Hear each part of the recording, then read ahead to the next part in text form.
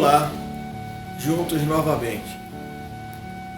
Estamos começando um processo de desaprisionamento. As pressões estão sendo relaxadas, as pessoas vão ter, eu acredito, permissão para sair um pouco mais, o comércio começa a abrir e as possibilidades de voltar lentamente ao normal começam a aparecer. Por um lado, isso é muito bom, né? Desde que a gente não corra risco de voltar à epidemia de novo. Essa segurança de que vamos sair de casa com segurança para que não tenhamos a possibilidade de internamento de novo. Como está a sua vida em família? O que você conseguiu nesse período melhorar na tua relação com os seus familiares, com as pessoas, com as crianças? Será que você aprendeu a brincar com as crianças? Será que você aprendeu a conversar mais, a conviver mais, ou você se escondeu atrás do celular? O que você conseguiu fazer? É hora da gente começar a ver o que melhorou e o que não melhorou, se o estresse aumentou, se as dificuldades aumentaram e como é que a gente pode fazer para sair melhor disso aí. Algumas famílias conseguiram redescobrir os filhos, redescobrir marido e mulher, brincar, dividir o tempo, as pessoas se ajudarem. E isso vai promover um crescimento quando a gente sair, porque a gente já adquiriu esses sentimentos de cooperação, de ajuda mútua, aprendeu a ouvir histórias. Uma coisa interessante que eu sugeri a meus clientes também, e falei com vocês aqui, né? Possibilidade de árvore genealógica. As crianças se perguntar como é que era a sua avó, a profissão do seu avô, não sabem. Bisavô então nem se fala. Dos tios que estão longe, a vida deles, essa árvore genealógica, psicológica, vital, que fala sobre as profissões dos avós, dos bisavós, dos tio-avós, das tias-avós, a nossa história de onde a gente veio. E saber que aquele contexto maior, aquela árvore grande, com vários galhos que foram finando até chegar na gente. Ou também aquela árvore que vai, os galhos todos, e a gente é um galho dessa árvore. Entender de onde nós viemos, as nossas marcas de negritude, de brancura, né? Dos africanos, dos alemães, dos italianos, dos europeus, essa mistura toda, agora asiáticos, né? Japoneses. Quem somos nós? Dizem que o brasileiro é um conjunto de todas as raças. Realmente nós somos altamente receptivos aos que chegam, aos estrangeiros que vêm, né? É preciso que sejamos também entre nós, marido e mulher, pais e filhos, a criança que chega, um primo que chega, um filho, um irmão. Como é que nós estamos recebendo na nossa história de vida essas pessoas que chegam, os amigos do papai, da mamãe, como nossos pais recebem nossos amigos? Todo esse processo, ele é lento e cheio de aprendizagem para ser feita.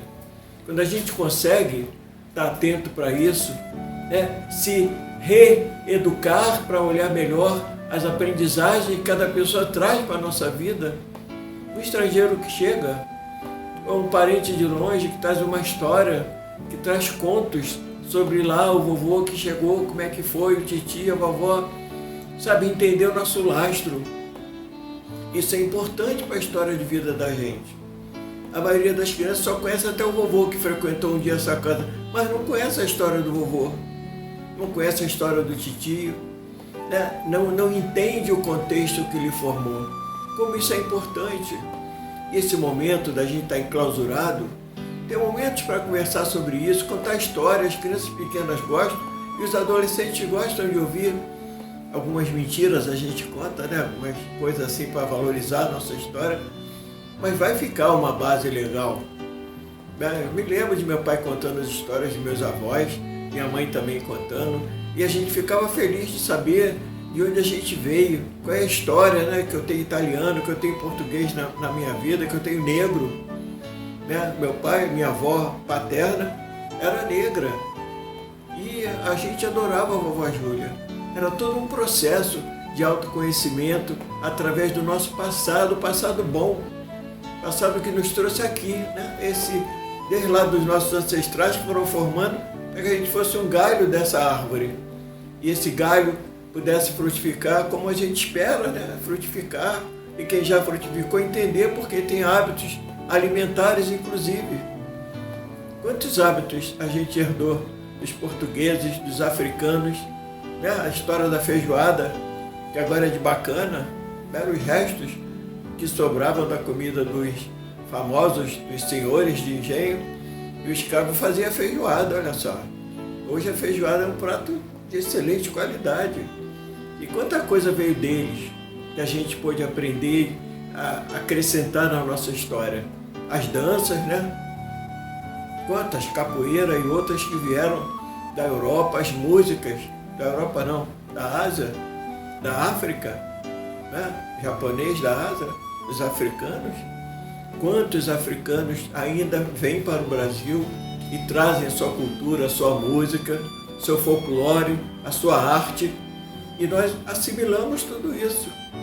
Como é legal eu saber que eu sou resultado de uma história de comunidade, né, que veio até a mim, que chegou devagarzinho através de meus avós, meus pais, amigos que chegaram trazendo a sua cultura para a nossa casa. Olha como é grande isso, como nós somos resultado de tanta coisa e a gente não conversa sobre isso. Uma vez ou outra, conversando entre amigos, a criança escuta alguma coisa, porque meu avô, até aqui em casa hoje, quando eu converso, né, as comidas que a gente gosta, mas não são só as comidas, é um contexto cultural imenso. E quando dois casais se encontram, né, ou duas pessoas, um casal se forma no casamento, essas culturas vão ser anexadas ou não. E aí tem o conflito cultural. Se eu não aceito o jeito de ser do outro, a forma de olhar o mundo do outro, e somar o meu modo de olhar também. Isso é a história do café com leite, que você sabe como eu falo muito, né? O café empresta a negritude dele para o leite, e o leite aceita, e o leite oferece a sua brancura para o café, ele também aceita. Ô bebida maravilhosa, né? E permite que outros elementos cheguem para essa composição: chocolate, né? Os cremes, os sabores que pode se dar o café com leite. Já tomei até café com pimenta. Quer dizer, quanta coisa essa mistura do café com leite faz parte de bebida para o mundo inteiro, dá a sua capacidade de anexar a ela produtos. O casal, quando chega também com suas culturas, é preciso que haja uma troca e o respeito à cultura de um e do outro, até assimilar de cada cultura aquilo que vai somar para a vida do casal. E quando os filhos aprendem isso, imagina, os filhos aprendendo a receber as culturas, acrescentar os seus conhecimentos, comida, hábitos, atitudes saudáveis que somam a sua. Olha a riqueza de informação que você passa a ter e de vivências também. Conversando em casa, contando histórias, tinha um psicanalista, Mascarenhas, ele está falecido há muito tempo, ele foi um dos primeiros a falar na televisão, ele dizia uma coisa assim: mesmo que os filhos não tenham conhecido o pai, né? Nasceu depois, o pai já tinha morrido quando a criança nasceu. Se ele escuta falar do pai, das histórias do pai, ele pode se identificar com essa história. Olha só. E se a mãe fala mal desse pai, fala mal desse avô, a criança vai se identificar, porque isso faz parte da história dele. Não só genética, mas psicológica também. O cuidado que a gente deve ter em casa, de falar dos irmãos, do filho, comparar. Não se deve comparar irmãos. A gente não compara maçã com banana. Imagina comparar a riqueza de cada indivíduo. Porque o seu irmão conseguiu, você precisa conseguir. Olha o seu irmão, olha o seu pai, você tem que ser igual ao seu pai. Seu pai é um batalhador, você não quer nada. A gente não pode fazer isso. E precisa olhar para o filho como uma coisa que chega nova, né? Uma riqueza nova que vai se expandir e se realizar com o nosso suporte, com o nosso incentivo. Não adianta eu criar modelo, nem para o meu marido, nem para minha esposa, não tentar encaixar as pessoas no meu sonho de relacionamento. Eu preciso me enriquecer quando o outro chega, o meu sonho com o dele, e a gente vê as viabilidades de realizar isso. E não querer que o outro seja a pessoa que eu sonhei na minha vida. Não vai dar certo, os casamentos não dão certo quando começam assim. E a relação pais e filhos também não. Quando eu sonho, eu quero que meu filho seja assim. o meu filho vai ter tudo que eu não tive. Às vezes a criança não precisa daquilo que você vai oferecer a ela. Mas é como se você estivesse tratando a criança como se um pedaço seu. Já que você não realizou, aquele pedaço seu vai realizar. Mas não é um ser novo que chega, novas possibilidades. E quando a gente está atento a isso, que aquele ser que chega é para ser cuidado e não realizar os nossos desejos, a criança vai crescer entendendo o quanto ela pode ser ela mesma. Ela não precisa ser o que o pai quer, o que a mãe quer, o que o vovô sonhou, porque não vai dar certo. Ele não é. Ele não tem possibilidade de realizar o outro. Entender isso e ajudar o filho a entender quem é ele, onde é que estão seus verdadeiros dons, quais são os seus caminhos, para que ele trilhe, é fundamental para que ele chegue na hora do vestibular já com tudo resolvido. E por que a gente não faz isso? Quando chega na hora do vestibular, ele não sabe. Às vezes ele faz o nido unité e depois ele descobre que não é aquilo, porque ele nunca se pesquisou e a família nunca teve interesse em buscar as motivações. A gente sonha o filho. É um perigo sonhar o que o meu filho vai ser, ou que ele vai realizar o que eu não realizei, porque a gente coloca nele uma coisa que não pertence a ele. Comparar irmãos, comparar com o vizinho, olha lá o fulano como é que é. Tá vendo? Aquele menino é que é o filho que eu queria ter. Ah, se ele fosse meu filho. Gente, não faça isso.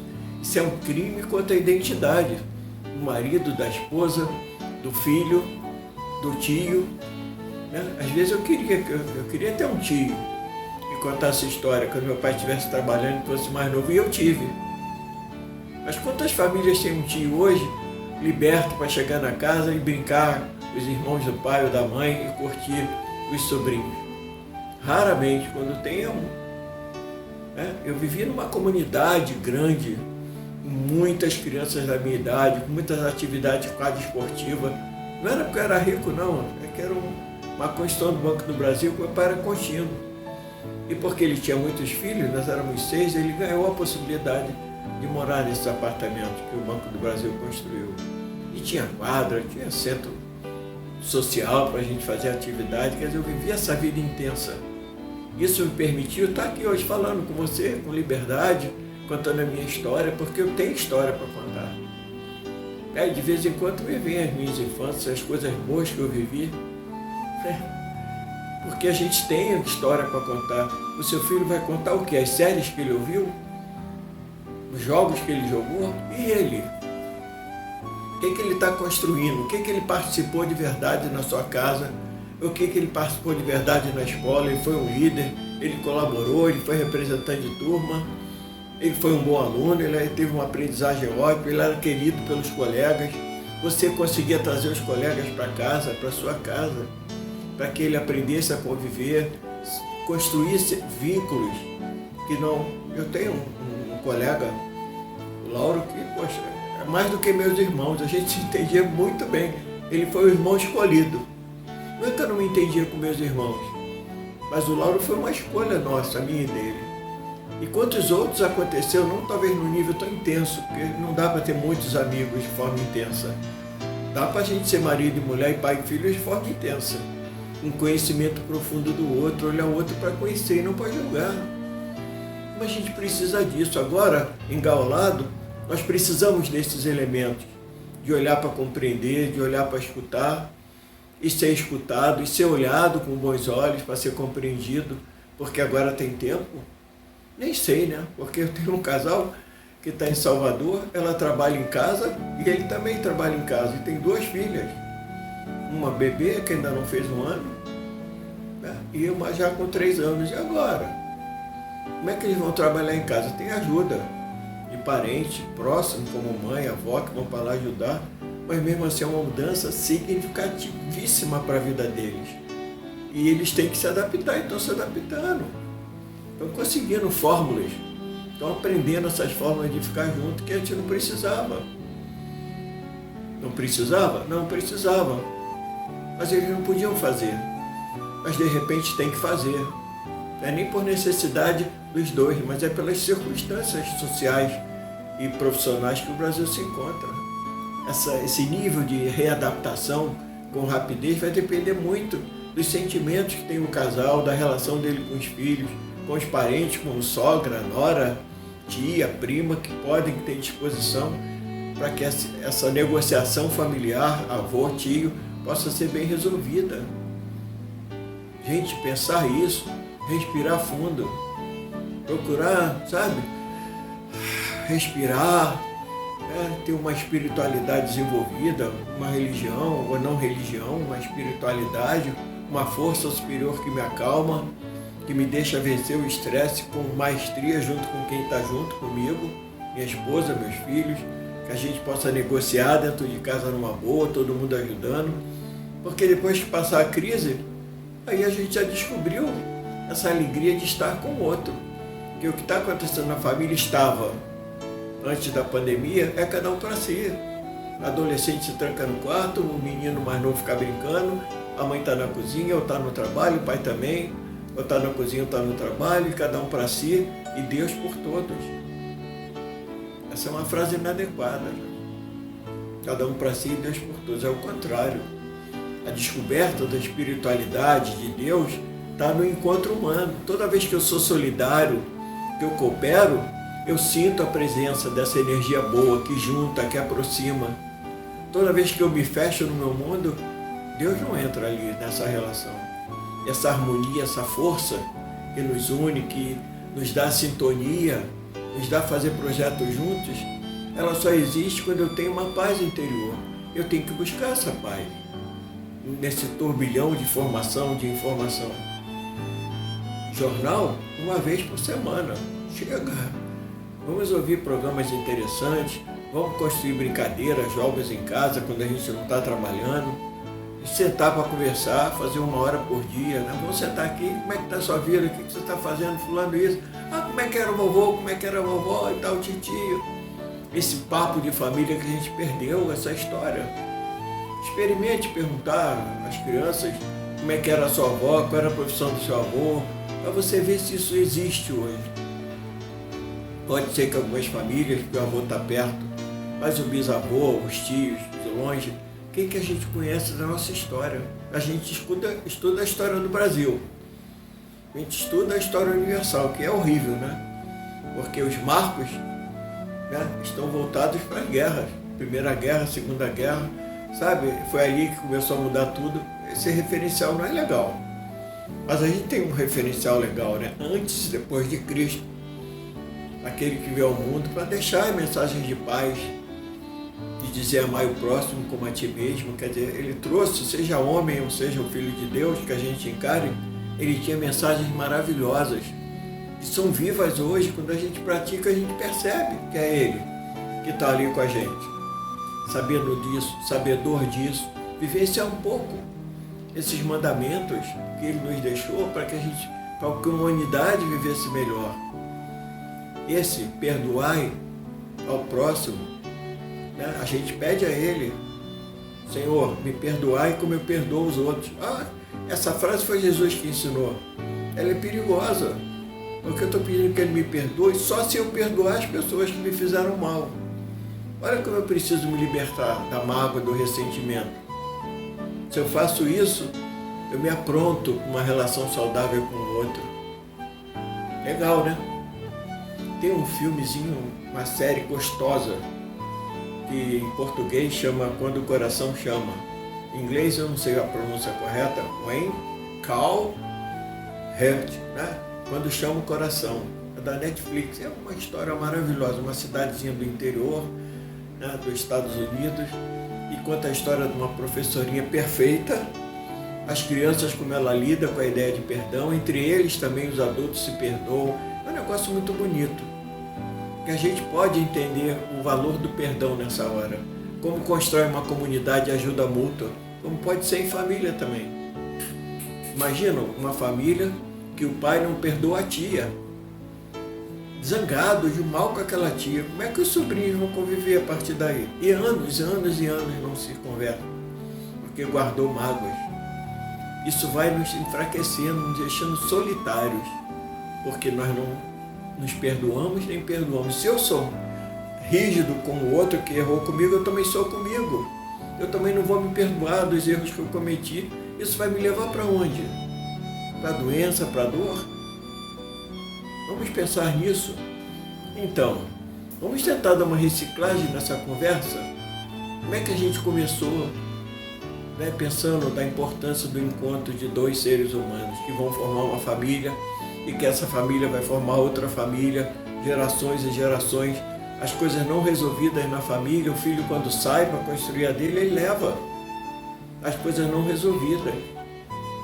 Isso foi a descoberta do Bert Helling, um alemão, chamado Constelações Familiares. Se você quiser entender um pouco mais, entre lá no YouTube, bota lá, Constelações Familiares, vídeo, tem vários, explicando essa descoberta que ele fez.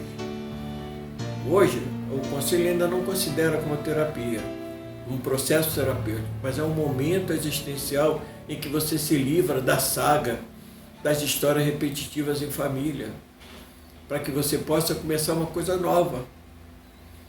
Mais ou menos uma plantinha que você plantou e ela deu uma frutinha ruim, né? Não minguava, ficava pequenininha e não crescia. E você pensou, poxa, eu vou pegar outra semente, porque essa aqui não vai dar em nada, eu vou plantar outra. A gente pode psicologicamente plantar uma nova árvore da nossa vida, começar um novo galho na nossa árvore genealógica. E a partir daí a gente construir uma família diferente. Diferente no sentido melhor, de não ficar repetindo os modelos que a gente aprendeu. Rapaz, a gente aprende até frases que nossos pais e avós usavam. É interessante aqui no Nordeste. Quando eu cheguei aqui em 92, né, eu começava a estranhar as pessoas, oferecia assim, você quer isso? A pessoa dizia, quero, não. Afirmava e depois até hoje acontece isso aqui. Você quer jantar agora? Quero, não. Lá no Rio, a gente dizia não, obrigado. Aqui afirma para depois negar. E a gente vai descobrindo que os filhos aprendem as frases com os pais. E aprendem as frases emocionais, as formas de reagir emocionalmente também. A gente nem percebe que a gente está passando para o filho essas frases emocionais. Imagina um pai que vai assistir o jogo do filho, xinga o juiz, xinga o filho. Ele vai ser torcido um dia. Ele vai aprender a xingar o juiz. Olha que coisa interessante, né? Até hoje, o pessoal xinga o juiz, xinga a mãe do juiz.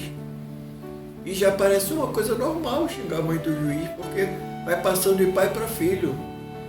Aquele monte de jogador em volta do juiz para tentar mudar uma coisa que ele já decidiu.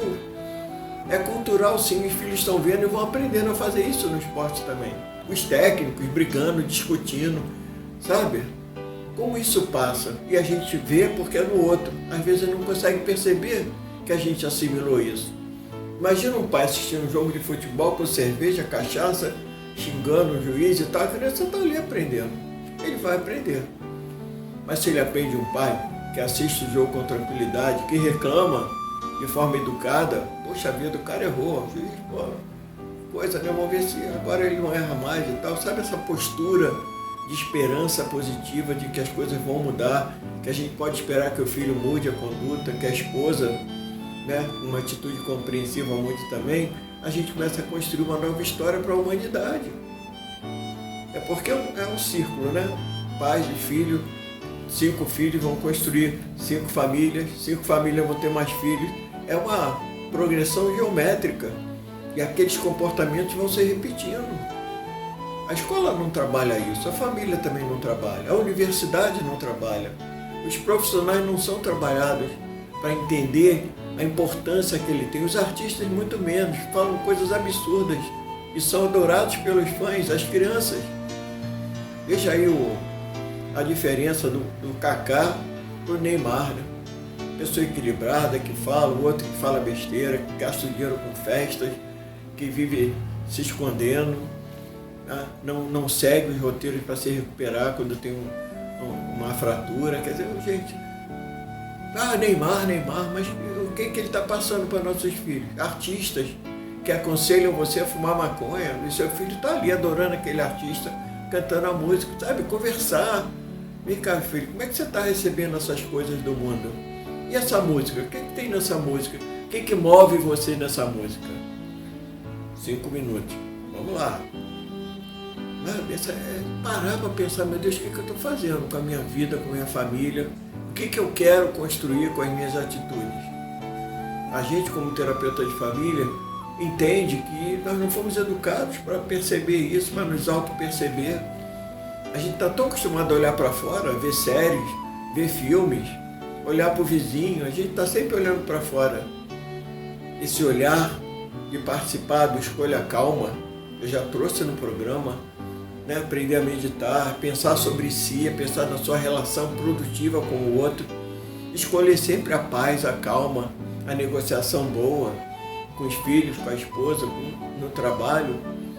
A gente precisa aprender a estar com o outro. Essa aprendizagem é lenta, mas conforme a gente vai ganhando essa percepção do outro, a gente vai aprendendo a perdoar os pequenos erros, né? E rever junto uma forma de acertar com o outro, as relações vão permanecer mais. Hoje a gente está vendo que com esse enclausuramento obrigatório aumentou o índice de agressão familiar. Feminicídio aumentou, agressão aumentou, porque a gente não foi preparado para estar muito tempo junto. Aquelas coisas que a gente ia para o celular escondido, chegava tarde do trabalho, ou ia conversar com os amigos na praia, né? E chegava em casa para dormir, porque não resolvia as questões em casa, com os filhos, com a esposa, com o marido, não teve mais. Esses mecanismos de fuga que a gente tinha, de repente se encontra. É hora de pensar, né? Esses mecanismos eu não tenho mais. Eu vou ter que descobrir uma forma de negociar com meus filhos e minha família, para que naquele apertamento, ou naquela casa, a gente consiga fazer um reencontro emocional, afetivo, que a gente possa levar isso depois para a nossa vida lá fora, no trabalho, com os amigos. Olha que interessante a possibilidade. Só pensar um pouquinho. 2 meses que foi recolhido as pessoas em casa, a natureza se recuperou, o ar melhorou, o trânsito já não botou mais fumaça no ar, o ar melhorou. Lá na Itália, em Veneza, os cisnes dourados ou cor-de-rosa apareceram lá nos canais, porque as glândulas não estavam mais andando lá, não estavam poluindo, eles chegaram. As tartarugas começaram a cuidar melhor da sua chegada na praia. Muita coisa passou a acontecer porque os poluidores não estavam do lado de fora de casa. Não sei quando saírem de novo como é que vai ser. Será que a gente aprendeu alguma coisa? Para a gente sair melhor, para proteger melhor o nosso ar, nosso ambiente? Uma vez eu tinha um casal, e foi a época que se falou muito em transporte solidário, e o vizinho e a esposa dele resolveram fazer transporte solidário. Então de manhã os 2 saíam, ele deixava ela no trabalho, que era perto, no outro dia ela deixava ele. E economizaram a metade do combustível. Mas o marido dela, que era meu cliente, começou a achar que tinha alguma coisa errada, porque ela se enfeitava muito, que ela achava que ela estava paquerando. E a mulher do cara que dava carona solidária começou a se preocupar. Quer dizer, olha só, se a gente não tem essa confiança, essa garantia interna, até esses momentos de solidariedade e encontro desaparecem, porque vem o ciúme, vem a insegurança da relação e acaba não acontecendo. Mas se eu estou bem, se eu tenho uma relação sólida, né, e se eu sei que eu estou construindo uma relação boa, eu não vou temer que isso aconteça. Eu não vou criar fantasias de traição. Então a gente precisa, né, que o nosso ego esteja estruturado legal, a gente tenha uma espiritualidade legal, para que a gente possa se aproximar dos vizinhos e da vida. Ok? Não dá para ser de repente, mas a gente pode ir aprendendo. E o objetivo de conversando com o terapeuta de família é justamente isso, trazer esses elementos que lentamente podem ser acrescentados à sua vida, de forma que você mantenha um casamento equilibrado e crie filhos equilibrados também. Ok? Até a próxima. Até lá.